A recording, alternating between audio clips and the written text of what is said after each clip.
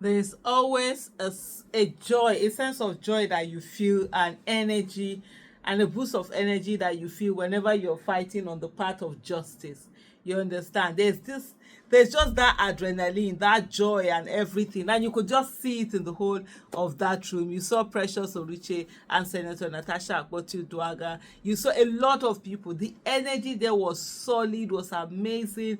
People were singing, people were dancing. You could just feel the joy that is there. And one of the things that it shows is that Natasha's people are solidly behind her. We also saw what happened when they tried to do that recall, that kangaroo recall that they tried to do. Even when they had gone there, you know, to deceive the people and tell the people that they're coming for empowerment, they're going to give them something, come with your PVC, and they started giving people forms to sign. As soon as people realized that, oh, this was what they were trying to do, what they were trying to do was to say they are recalling her, they are signing, you saw a lot of people that were interviewed. And this is not as if, oh, those were people that Natasha had prepped or anything, coming to say that, what recall, we don't, what is it? This is a woman, according to them, they said Senator Natasha is a woman who has worked for them, a senator that I watched some videos where some people were saying that since they have been seeing, you know, political leaders, since they have been having elected officials, none of them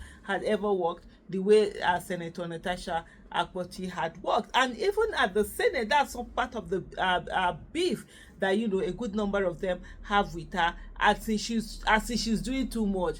And like some of the things that are reported is that some of them feel that, oh, if they allowed Senator Natasha to continue to do what they were doing, then their own constituency, the people in their own senatorial zones and all of that, would begin to ask them, why is it that you're not also doing as much as the Senator Natasha Akpoti-Uduaghan is also doing. So this is so those are a good number of the issues why some of them just feel, yeah, this is the time, they want to take her down and all of that. There's even been situation where some of them have alluded to the fact that, oh, because she's married to a rich man, her husband is a chief from, you know, Niger Delta, and so like, oh, you're married to a rich man, so you don't need money, that they need money, that she doesn't need money, that's why she's doing all these things that she's doing to her people and all of that. And they don't get the simple fact that it's about governance. Whatever is given to you to work for the people,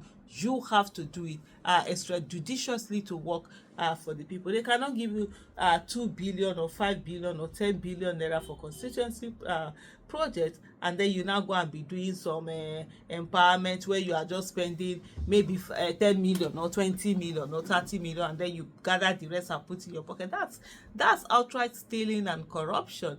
That's not governance. And so when you see someone else who is doing the right thing, you're doing everything you can to just bring that person, you know, that. It was quite an interesting moment. There were quite a number of people there. I saw Peter Aka was also there. He had also done his statement on the issue.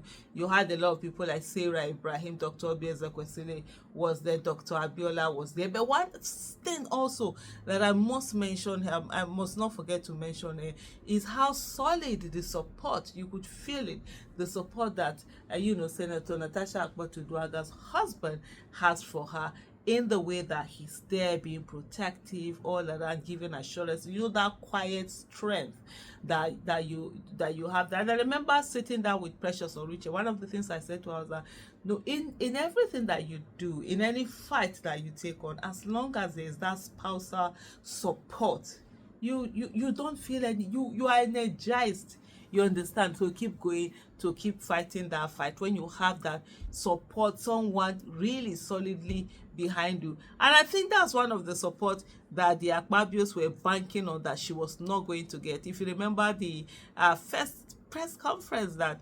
Akpabio's wife did, part of the thing she was saying, oh, does the husband know that she's doing this?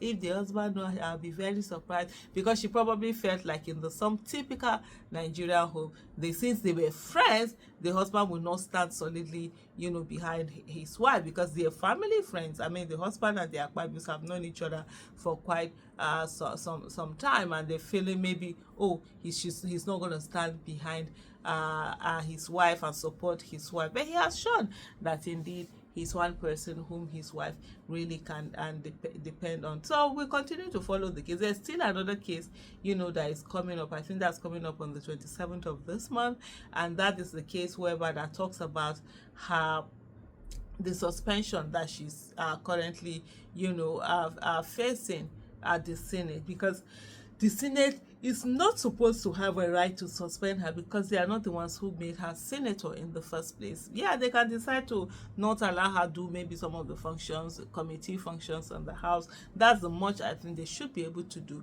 but definitely not to take away the right of millions of people to be represented by the person that they have chosen.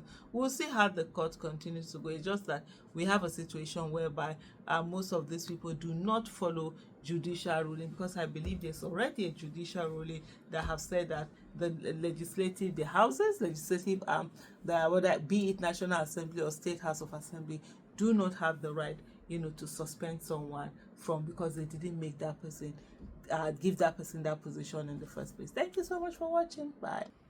Oh.